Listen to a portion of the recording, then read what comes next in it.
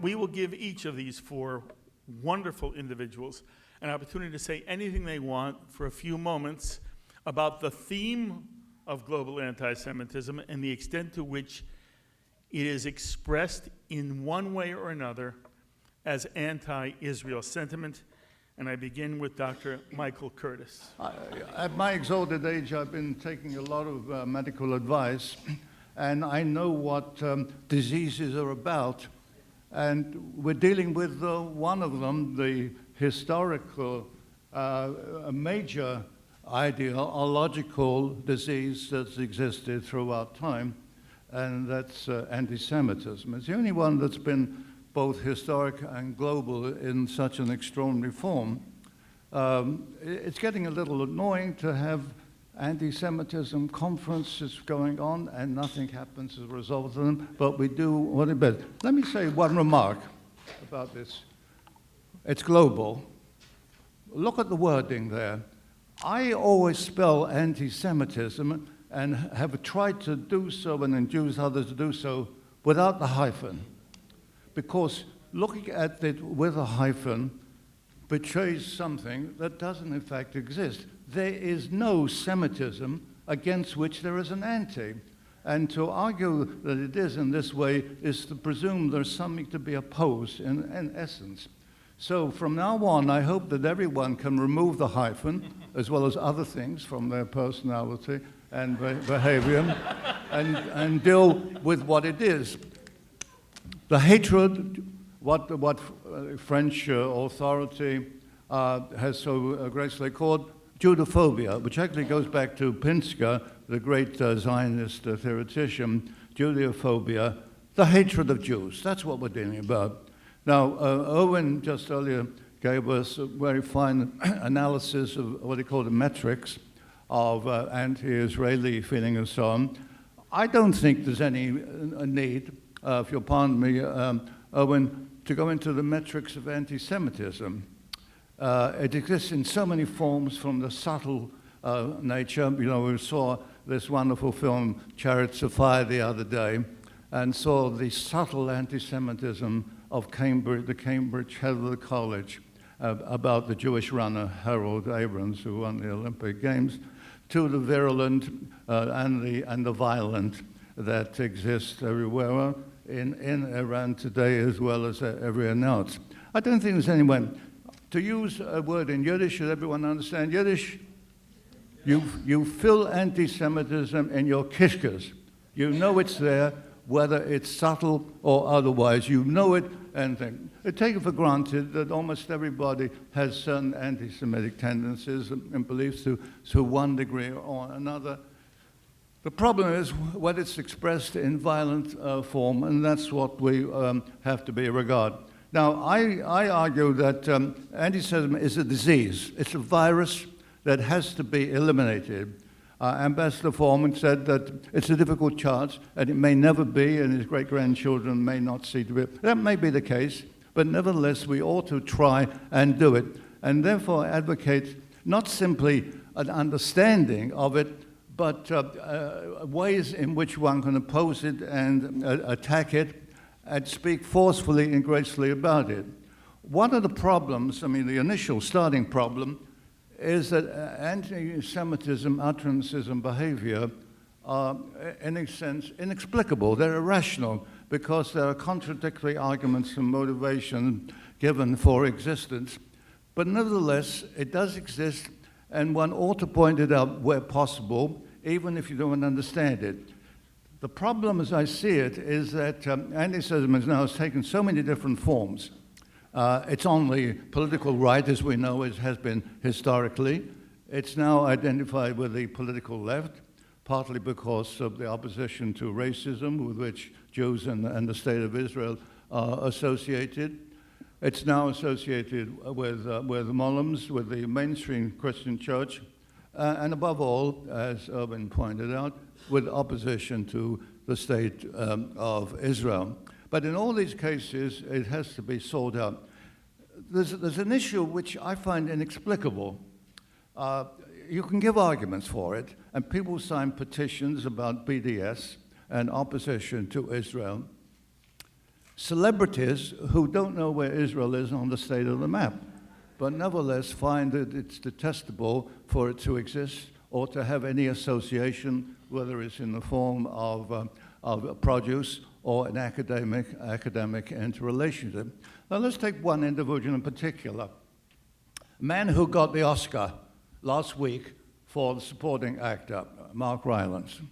A great actor, perhaps the best Shakespearean actor today on the stage. Why on earth does he automatically sign anti-Israeli petitions? Why does Emma Thompson, another great actress, do the same thing? They know nothing about the Middle East. They know nothing about the state of Israel. They may know Jews in the course of their professional career, but why do they sign that? What we ought to do is to ask these people, what do you mean by saying this? Would you sign any petition on any other country, whether it's Saudi Arabia or Iran or Russia or China or anywhere else? Put the question to him, make sure that it goes to the organization. Usually it's a pro-Palestinian organization, but it need not necessarily be one, and pin them down. In a couple of minutes, Mark, let me just say, and there's a lot more to be said on this, the way to do this, I think, is to shame them, to point them out. I call them, and I've been particularly concerned in a number of articles, I've written 3 or 4 articles in the last week or two, on the academic issues, on Oxford, on Oberlin, at York University, and so on, pointing out the petitions that have gone there and the defiance of any kind of academic civility in their utterings. And we ought to name these people. If the people at Oxford, as the young man who was the co-chair of the Labour Students' Union says, there's an atmosphere of poison against Jews and Israel then, ask for them to be expelled if they don't explain that thing. In the case of the question at Oberlin, I happened to have taught at Oberlin for 1 year. There was a manifestation of students against Israel signing. Now, the main group there was the Black Students' Union. What everyone in this room ought to do is to say to Jesse Jackson and Al Shelton across the river then, why don't you denounce these bigots? Because I call them bigots and hypocrites, and therefore this is the way. We all talked about civil society being necessary. We ought to do more than that. Now, the last thing, let me say in the preliminary remark, is about Oberlin. The question came up that there was this obnoxious assistant professor who made these utterances about Jews being devils, black students and so on. The president of Oberlin, Marvin Chrysler, defended us on the principles of academic freedom. All of us here at this university and everywhere else believe it in freedom of speech and freedom of expression. But my argument, and it's the main point, is that freedom of expression, freedom of speech does not allow anti-Semitic utterances, hatreds to be distilled, partly in themselves and partly because they're going to lead to violence and to not simply rhetoric, but actually action against Jews as such. I think President Kislov, with all due respect, is wrong on this issue. Free speech ought to be limited. This is I know it's a difficult argument to make, and some of you in the room may disagree with me, but I think it's essential from the point of overall justice. The final word, coming back to what Irving was saying, anti-Semitism has taken many forms. It's taken a religious form from a historic point of view. It's taken a racial form, actually, in the 19th century. It is now most manifest in the opposition to and hatred of Israel. Let's make one thing perfectly clear. Rational criticism of Israel, the actions of Israel, are totally appropriate. and indeed necessary to deal with any inconsistencies, inappropriate actions of the Israeli government. But if you criticize Israel and only in Israel, then you are an anti-Semite. If you criticize Jews, it's perfectly appropriate. Jews can be obnoxious people at times, as we all know, as other people are. But if you criticize Jews and only Jews, you are an anti-Semite. There's no metrics necessary to understand, I think, that simple point of view. Now we have to concentrate, as Owen said, on the issue of Israel and make sure that the two on the link between the two is wrong. There are many manifestations of that, but I yield my time. Thank you so much, Michael.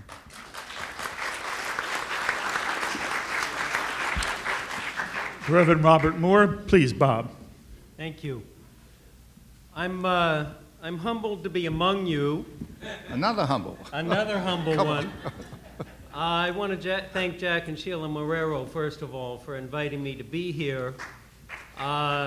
We've been working in a Rainbow Coalition together for many years.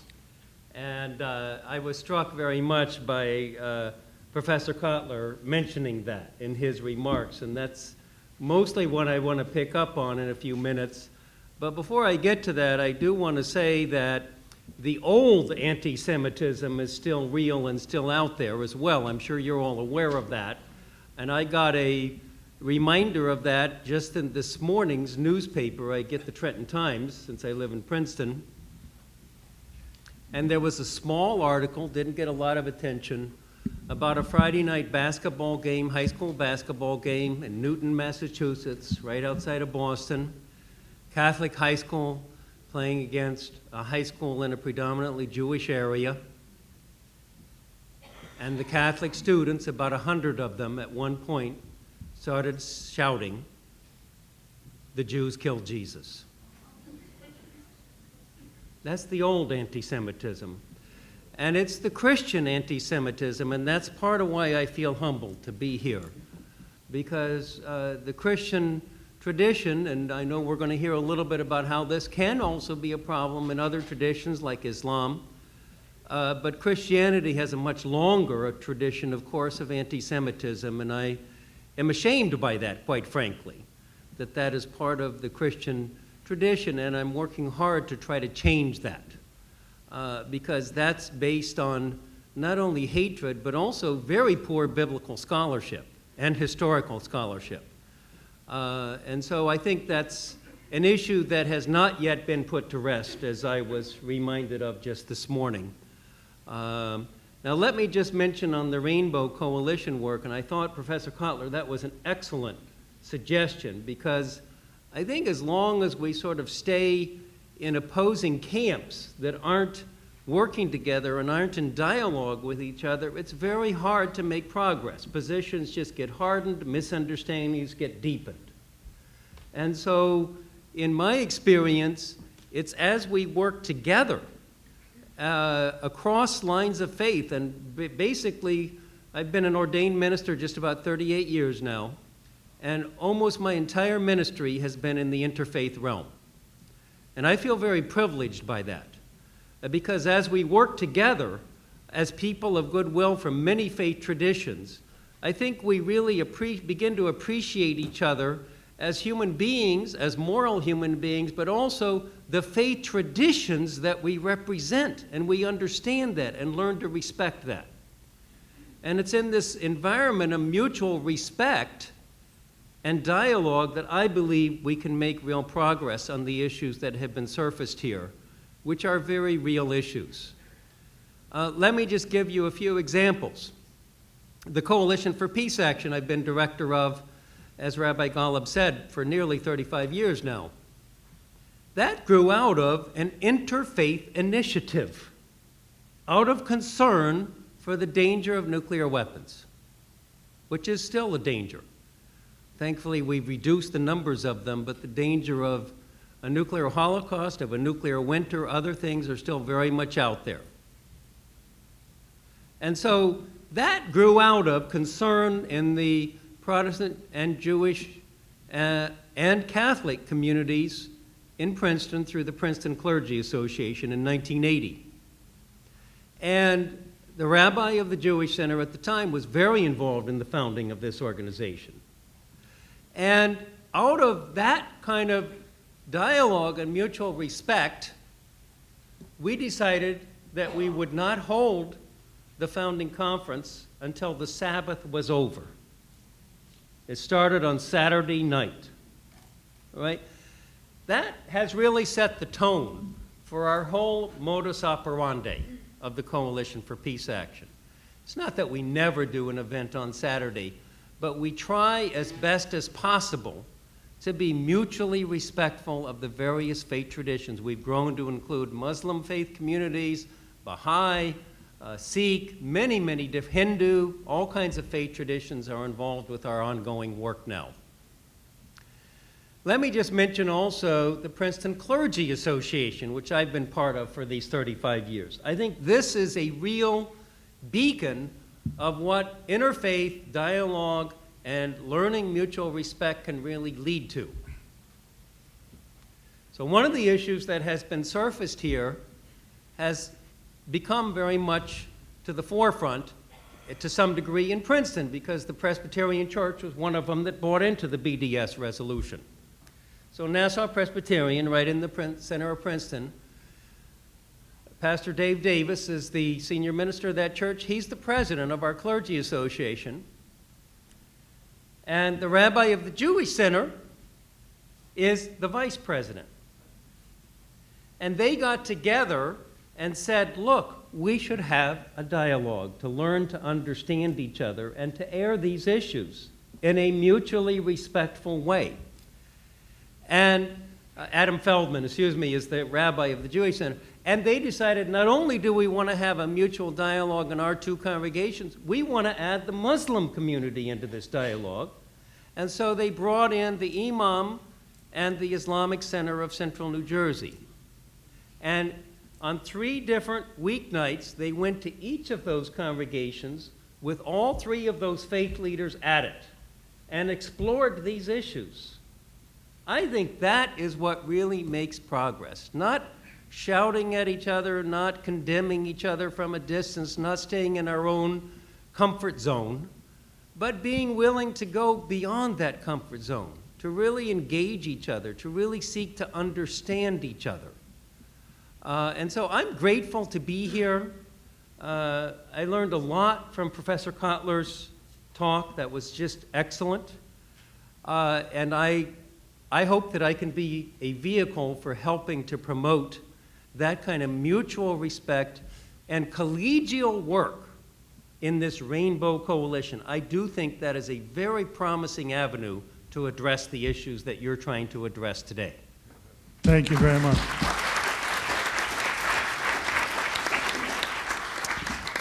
Thank you so much for having me here. I'm going to thank Kean University, and also I'm really honored to be here as, I hope not the only Muslim, I hope there's other Muslims here. But that's sort of where I want to begin, and then I will make my point and answer the question that Rabbi Golub has for us. I wish there were more non-Jews in the room. And that's something that's always disconcerting for me when I am talking about anti-Semitism. And then when I'm talking about Islamophobia, I wish there were more Jews in the room. So that's sort of what I want to begin on in terms of where I am in my life. I teach both Islam and the Holocaust, and I talk a lot about anti-Semitism and Islamophobia. So let me just say a few things about the question that we've been put to answer. You know, and I think Professor Kotler made this point as his 4th point in terms of Israel, but it's a very complicated anti-Semitism that Muslims have, and it's very virulent, it's very dangerous, and it's very problematic. And one of the ways in which it becomes sanctioned, is by the State of Israel. So pre-1948, there was anti-Semitism in the Muslim communities, in the Arab communities. even the place of my birth, which is Pakistan. But it becomes sanctioned, in a sense, in this community by the geopolitical creation in the minds of Muslims by Israel. That's my first point.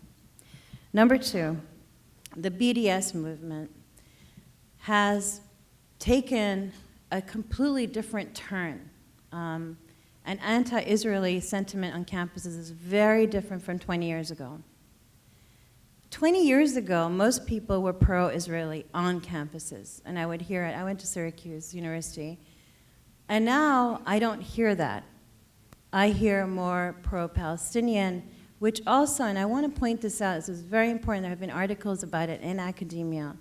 The pro-Palestinian movement, and by the way, I'm pro-Palestinian and pro-Israeli, so this is not a critique of this. The pro-Palestinian movement is now the Black Lives Matter movement in a lot of campuses. It's also moving into the direction of the wall and the immigrant problem that our great Donald Trump talks about all the time.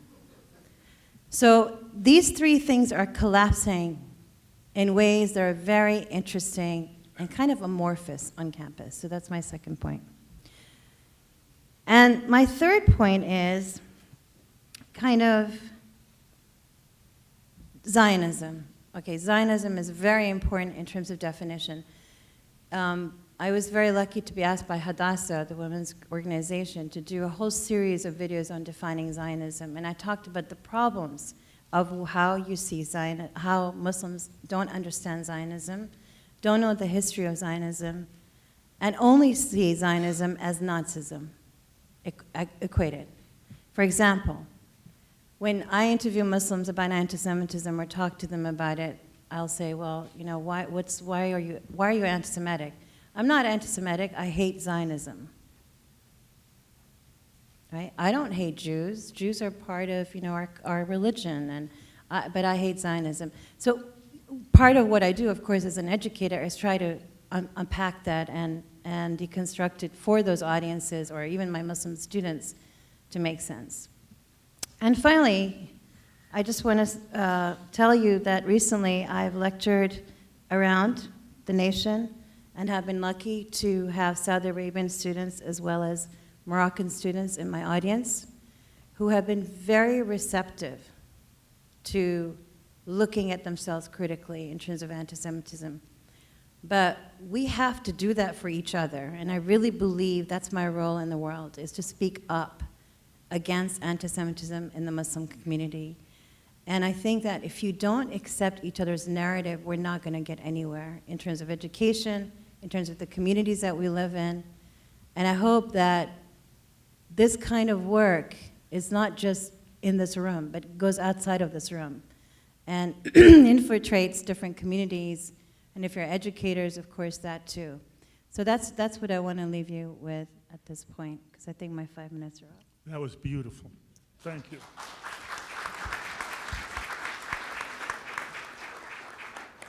I only have 1 million questions based on those 5 minutes. Thank you. And Thane Rosenbaum. Thank you all. Thanks for coming out. I want to thank, of course, Dr. Keith Nunes for inviting me here today. And I'm definitely going to do this within 5 minutes. So speaking on the subject, the topic at hand, I just want to start off by safely saying that the distinction between anti-Zionism and anti-Semitism really no longer exists. It used to exist. It used to be a cover, a mask for those who were anti-Semites to say, well, I'm not against Jews, I'm just against Israel's policies. But even they no longer do that, really. And I think it's just become much more openly, avowedly anti-Semitic, and I'm going to give you some examples of this and how anti-Zionism is really not the key theme anymore. It really is hatred of Jews.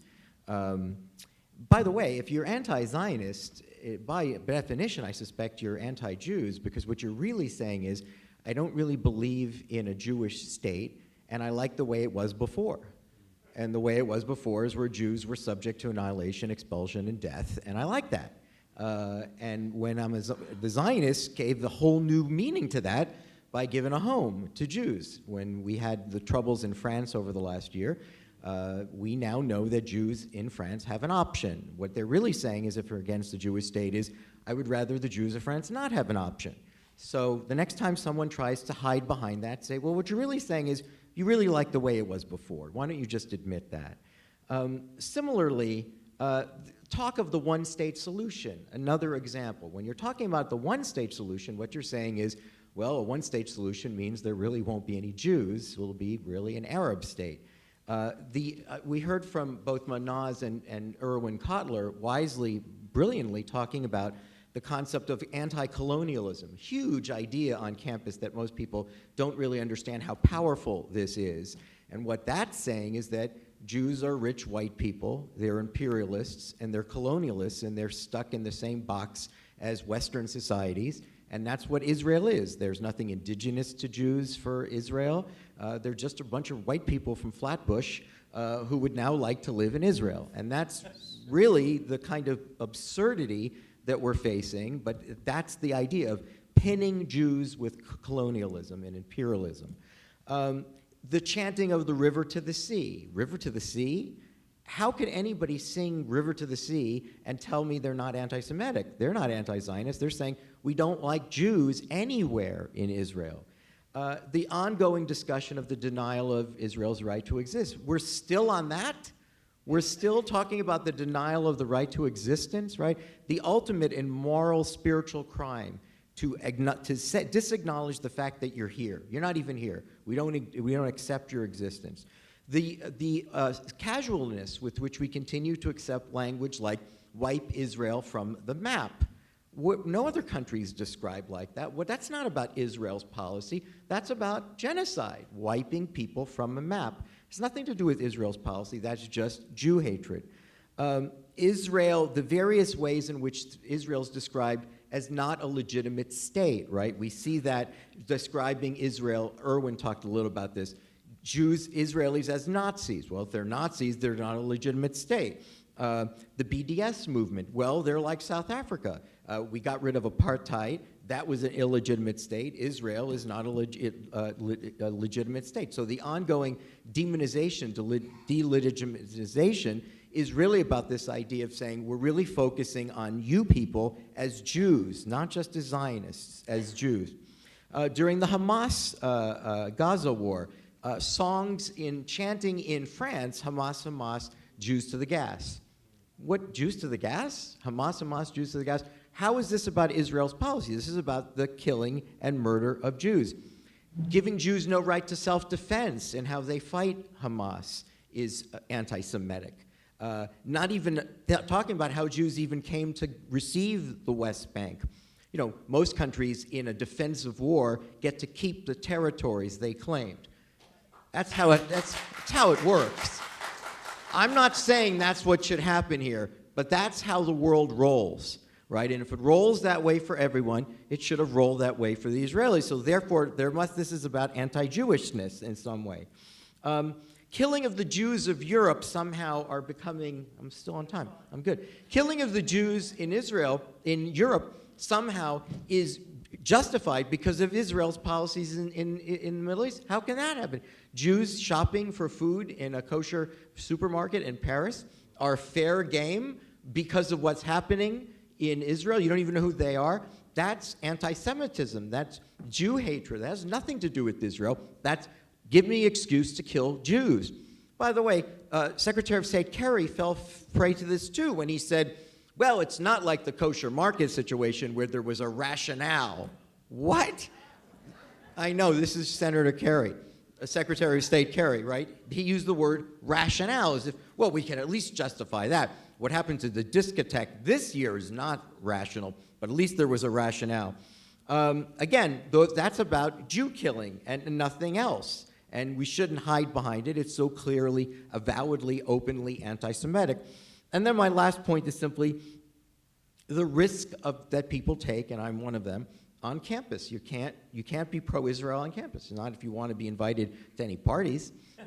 You won't have any friends. If you want to have a student and live a normal student life on campus, you can't be supportive of Israel. And the fact that Jews are associated with open, liberal, cosmopolitan cultures where people are expected to have an open exchange of ideas, but not with respect to Israel. right? And so the fact that even in Western democracies, people are living now in intolerant, closed-minded societies where you can't have this conversation, that can't just be about Zionism. That's clearly about Jews, an attack on Jews. All right, thank you.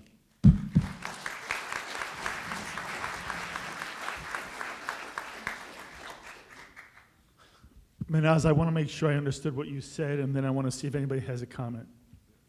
You talked about from the, I'm assuming from Muslims who you deal with in one way or another. What I thought you said was Israel in some way sanctions, was your word, anti-Semitism. I assume you do not agree that Israel should sanction, but it does in parts of the Muslim community. You also talked about how on campus, and both you and Thane are on campus, the Palestinian cause is seen akin to Black Lives Matter. Are you sympathetic to that? No, I'm Okay. Okay. Then you. Yes, you were describing. Yeah, Okay. yeah. My question for the two of you, and you'll go first, and then if either Michael or Bob want to jump in. Why is this so?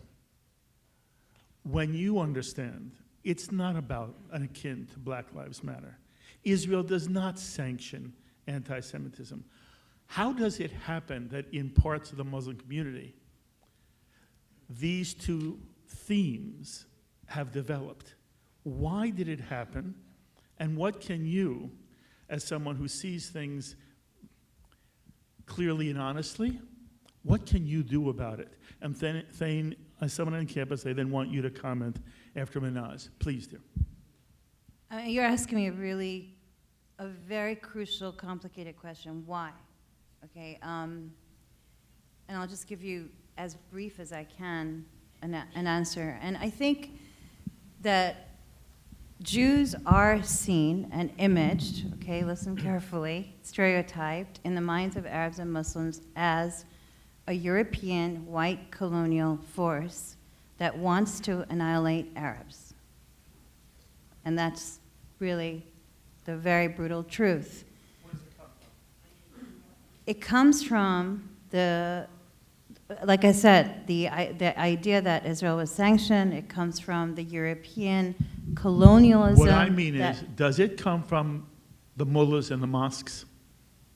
Is that where, and we had on L'chaim, Qasim Hafiz, who is a Muslim from Great Britain, who has become a Zionist, and he came on and he said, and he's talking about Great Britain, not America.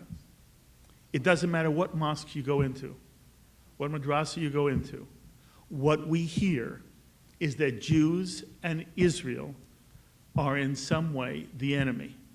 And we hear lies about Jews and we hear lies about Israel, and it was not until I went to Israel that I experienced such a different reality that I realized I had been lied to. So when I say to you, where does it come from?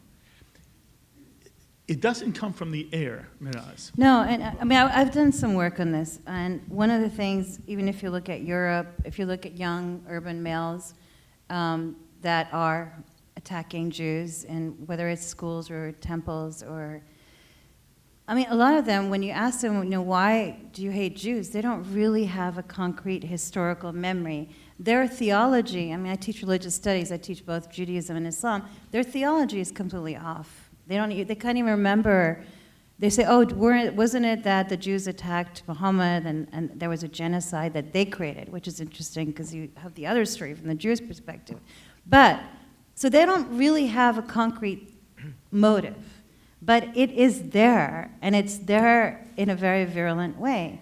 So I think the reason why is because Jews, as the old stereotype, have been scapegoated, and not just by Muslims and Arabs, as you know.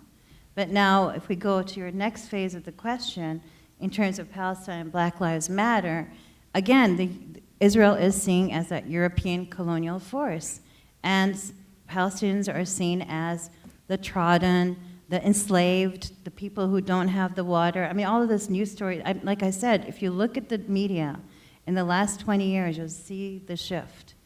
And I've been, hearing it on the periphery when I was younger, but now I'm really looking at the changes. So that's why these issues are collapsed. And even if it's a political issue, it's fine, but the problem with these collapsed issues of, say, Palestinians or Black Lives Matter is that it becomes even more racialized. And that's the problem where I come and say, okay, what does this mean? What do you do? Well, I mean, I do a lot of things. What do you want to know? I want to know, how does somebody as sensitive as you answer this, deal with this, cope? What you've described is a horrific, enormous problem. I don't know if it is addressable. Forget the word solvable. I don't know if it's addressable, but I know that there is no one on the front lines more than someone like you, and maybe there's nothing you can do. I just want to hear, what are you trying to, maybe nothing, what are you trying to do? Well, I mean, by the way, my book's coming out in the fall. It's called Shoah Through Muslim Eyes. But it doesn't deal with this problem. But it does deal with It this does problem. not deal with this problem. Okay. It does deal with this problem. It does deal with this It problem. talks about the anti-Semitism in Muslim communities, and I address, and I say, hopefully my brothers and sisters will read this book. I mean, I also want to say, I don't want to paint a big homogeneous brush on all Muslims and Arabs. So I want to be careful of that because, we have to deal with that issue every day in our lives as Muslims, that we are, terrorists, that we are conspiring. And as a matter of fact, if you look at a lot of the anti-Semitism pre-Holocaust and look at Islamophobia today, there are a lot of very interesting parallels in the two. So Islamophobia and anti-Semitism, but anti-Semitism pre-Holocaust, right? And now Islamophobia. But what do? I mean, I'm an educator. I go to mosques. I just spoke to Saudi Arabian students last week and Moroccan students and Pakistanis, and I talked to them about how Islamophobia and anti-Semitism are paralleled, the history of Holocaust, why Israel is important, why it was created, what is the theological underpinnings of it. And I also talk about the suffering of Muslims. So you have to acknowledge that while you're speaking. You can't come off as, okay, this is it, but you have to explain the history, and you have to have the self-critical lens. I don't care who you are. I cannot emphasize this enough. The anti-colonial, the language anti-colonialism, you heard Erwin talk about it, heard Mehnaz talk about it as well. It's really quite simple. What you're hearing is that Israel, when you're dealing with white, privileged imperialists, they are always to blame, and they're never to be credited. I mean, this is so powerful. This is why, when Israel is the first responder to Haitian relief, wherever, this never gets talked about on campuses. They absolutely have no interest in this, because if you're deemed a colonialist power, if you are there an oppressor of marginalized people, and the Palestinians have fallen into that camp of the marginalized people, and in the same way that we never credit the colonialists for anything that they do that's well, we never blame the marginalized people, which is why we're never critical on college campuses of anything the Palestinians do. It's because it's as if they have a blank check, they're reactive. It's actually the most racist thing I can think of. What we're really saying about the Palestinians, they have no impulse control. Everything that happens to them is because someone made them do it.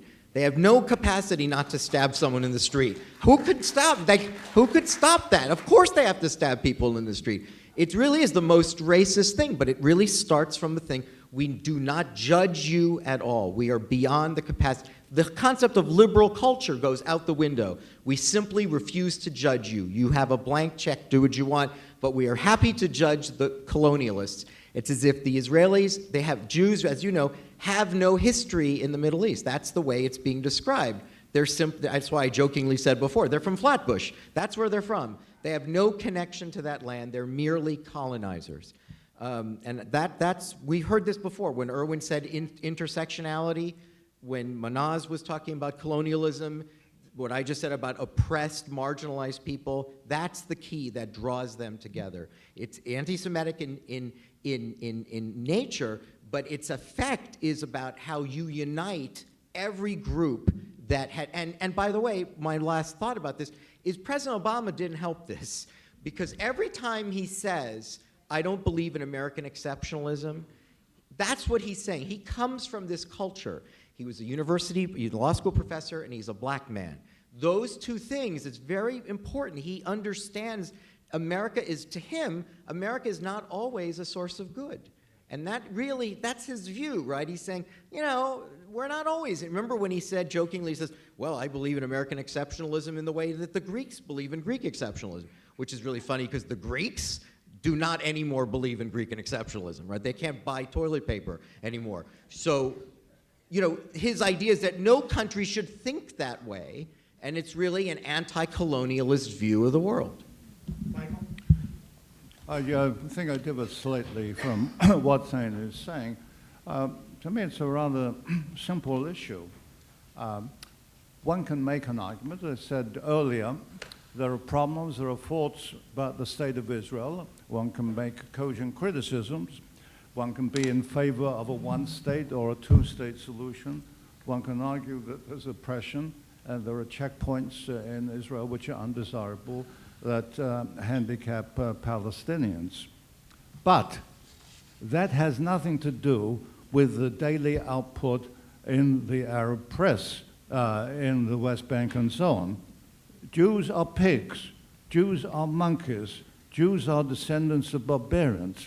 What has it got to do with any particular actions of Bibi Netanyahu or anybody else there? The manifestations are there.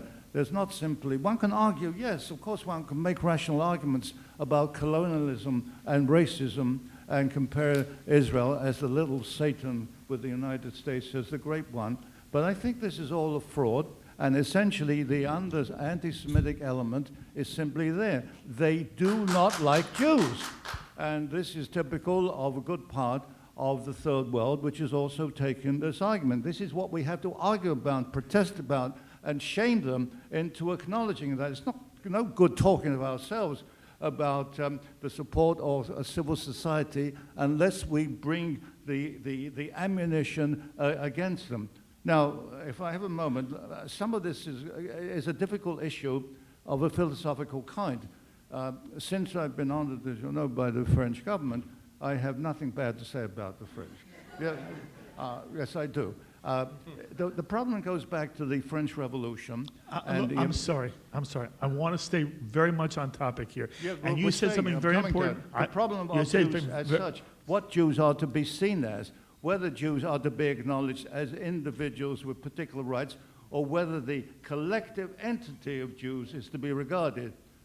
Clement Ferrand in the French Revolution area said, no, that's the problem with Israel, that the right of Jews to be a collective entity with a nation and a state of its own is not universally acknowledged. And this is the key problem. Now, since we're talking... Hold on. I want Mehnaz to get a chance to answer you. I'll come back to you in a minute. Mehnaz, you heard what Michael just said, and that Michael is referring to something that in the Jewish community is heard all the time with enormous pain, that there is within the Palestinian Authority a website and a television and a literature which describes Jews as descendants of pigs, apes, which basically delegitimizes the Jew's right to be a human being, let alone to have a state. And there is a concern, and I'm talking about now among Jews who would tomorrow love to see a two-state solution. Tomorrow, before this panel ends, they'd like to see it happen. Who feel that within the Muslim Palestinian world, there is a religious ideology that is honestly and sincerely held. It isn't malicious. It's just an overwhelming belief that any territory that belongs to the Muslims at any point becomes theirs in perpetuity, and that there is within the Palestinian Authority a leadership which is committed to the notion they will never share the land with the Jews. And one of the things I was hoping you would speak to is, how broad do you think that is? Does it represent any part of the American Muslim community? And will it, in your mind, ever change? Okay, I mean, I've Mark, read let me the, say, I don't think you should put her on the spot as a Yes, no, spokesperson. I'm sorry. Yes, everybody here, including you, Michael, is on the spot, or you shouldn't have said you wanted to be here. Go ahead. I mean, you know, I don't have the truth, of course, but I can, okay, I mean, in terms of religion, I mean, one of the things that people don't understand about Islam is that, you know, we really revere Jews and Christians. It says in the Quran over and over again. As a matter of fact, I wouldn't be here if Abraham had not had the test of faith, right? I wouldn't be here without Moses or even Jesus as a teacher. So, I mean, I think one of the things that you're seeing in terms of this kind of horrible anti-Semitic theological slant is this extremist version. I mean, you just have to look at the Hamas charter. And I've done that, and I've looked at it, and I've quoted it in my book as being highly, highly problematic. Or, you know, I've said things like, you know, Hitler was elected democratically. So was Hamas. You know, so I mean, there's a lot of things we need to rethink in terms of what's going on with this virulent nature of anti-Semitism.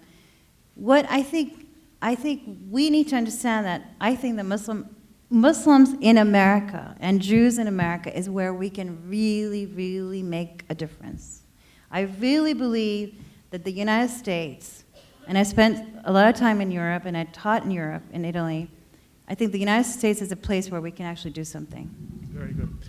Bob, do you want to throw any thoughts in here? Yeah, just quickly building on what I said earlier, the chair of our organization is a Jewish woman, and when New Jersey became the center of the racial profiling crisis about 15 years or so ago, there was a call to form a statewide coalition against racial profiling, and we were one of the first groups involved under her leadership.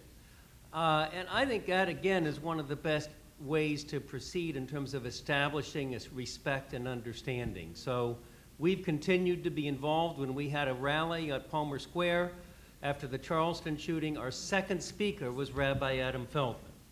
So I think as we work together, that's one of the best antidotes to this dehumanization, and that's all it is. When Jews are called those kinds of horrific names, that is dehumanization. And so that's mainly what I would add. Bob, as somebody who trouble was is, Mark, intimately that- involved, excuse me, as somebody who was intimately involved in the peace movement, Right. have you ever heard within that movement Israel referred to as an apartheid state? I don't know if I've heard those precise words, but I do perceive that there is a bias, as we've heard about on campuses, and it troubles me.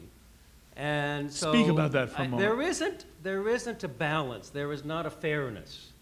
And one of the things I very much liked about Professor Kotler's speech is he said it's one thing to criticize Israel and its democracy. That can be done of any country.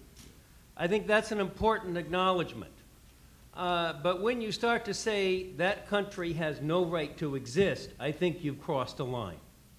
And so that's a part of what troubles me, is there is this undercurrent. It's not often said out loud. But there was, for example, there's a national coalition against the Israeli occupation.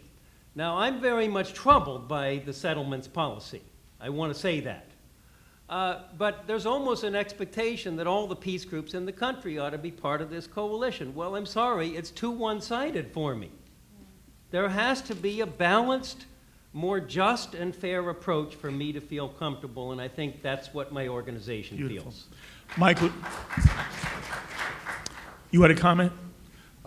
Yes, I applaud that. The problem is, Bob, in Princeton, of course, 135 members of the faculty signed the petition, the anti-Israeli petition. They're not necessarily anti-Semitic, but it's really a cause for concern that so many in the university like Princeton, should be doing this. And that, of course, is the main thrust of my argument, which I haven't made here today, but it's the problem which obsesses me, why the extraordinary proportion of academics on campuses and students are now taking this position, because they're brought into this false argument about oppression, about racism, about Israel being an anti-apartheid son. Now, Ambassador Foreman this morning was talking about the desirability of Holocaust education and so on. The reality is that it's counterproductive. Who was it, Urban, cited the poll that was taken, of anti-Semitic beliefs.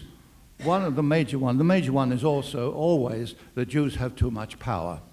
Okay, we have too much power. But a second one, which is almost as high, is that Jews talk too much about the Holocaust. So you wonder, therefore, if you have, as Ambassador Foreman says, courses addressing the Holocaust, it might well be counterproductive. This is anti-Semitism in reverse. May I say a couple of other things, just other things about the interrelationship? There's no question now about the interrelationship of anti-Semitism and animosity to Israel, hatred of Israel, you could call it, and so on. It's been shown in the last 3 weeks. It was shown last week. And people going on a bus in London to a football game, it was a game of the East End group against a team which is regarded as a Jewish team. It's not a Jewish team, but really is regarded as a. There were animosities against Israel, kill Israel, but kill Jews also. The two are there. Let's take the thing at York. There was an anti-Israeli petition. What form did it take? Boycotting kosher food in the supermarket. Nothing to do with oppression of Palestinians or Arabs and so on. Let's take Oxford. At Oxford, the co-chair of the Labour Students' Meeting protested about what was happening in the Labour Club. They had two problems that were there. One was that the students were calling Israel an apartheid state. The other was there was a Jewish problem. There was no separation between the two. They're just one and the same thing. We ought to say that. We ought to acknowledge that. We ought to fight against that and call on, whether it's the black leaders, I said, Jesse Jackson, whether it's the Muslim, you know who's defective? The Muslim moderate community, if there's such a thing. They should come out and say something about the assaults, whether it's in France, or Belgium, or in the United States.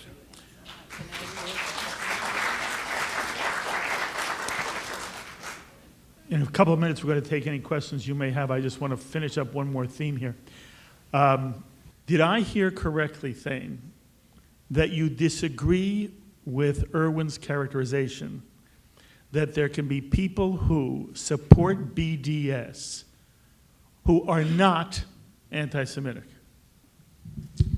Well, I think I do agree with Irwin when if his point is, and I think it is his point, is that they're oftentimes ignorant beyond the basic idea. They're just saying, well, you know, I'm along on the BDS thing, but I don't exactly understand. I can't find Israel on a map, right? So there is, you know, for me, look, I find it impossible to draw the distinction between the BDS supporter and he or she not being anti-Semitic. I just do think that there is a kind of, you know, on campuses, a lot of people just follow the flow. And they're not, you know, even though they're on campuses, they're morons. You know, don't confuse advanced degrees. I mean, I've been on university, they're basic imbeciles. So, you know, you can read a few books, but you can still be a moron. And so it's not surprising to hear that there are people who just, you know, it's the idea, this is what a progressive is supposed to do. You're supposed to, and let me just, what the point about the Holocaust, let me just go back to the colonialism and what Michael said about the Holocaust. About Jews complaining about the Holocaust. Here's the point about that. The point is, you're rich white people. You're not supposed to be able to have any complaints. You don't have any complaints, right? We saw that in this Oberlin crisis that happened. What you saw the story in Oberlin. The Holocaust was described, I think, by one of the faculty members there as, ready for this? Wait for it, white on white crime.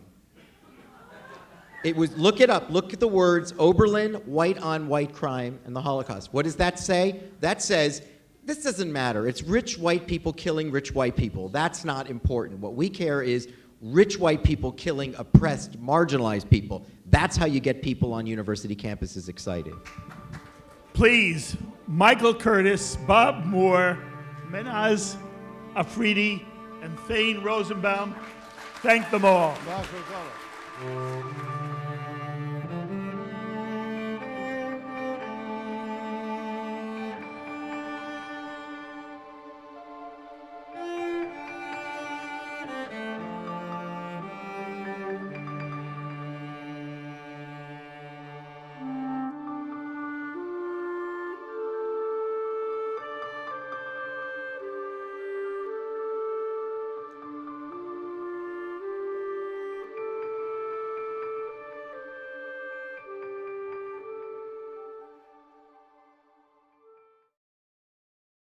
We would be pleased to send a complimentary DVD of this program to anyone who wishes to support JBS, the Jewish Broadcasting Service, with a tax-deductible gift of $36, double chai or more, to the nonprofit organization Jewish Education in Media. Simply visit the JBS homepage and click on the Donate button to make a donation by PayPal or your credit card. And please indicate the program for which you would like a DVD. Or you can send your tax-deductible check made out to GEM, Post Office Box 180, Riverdale Station, Bronx, New York 10471. And again, please remember to indicate which program you would like to receive with our compliments. And we thank you for your kind support.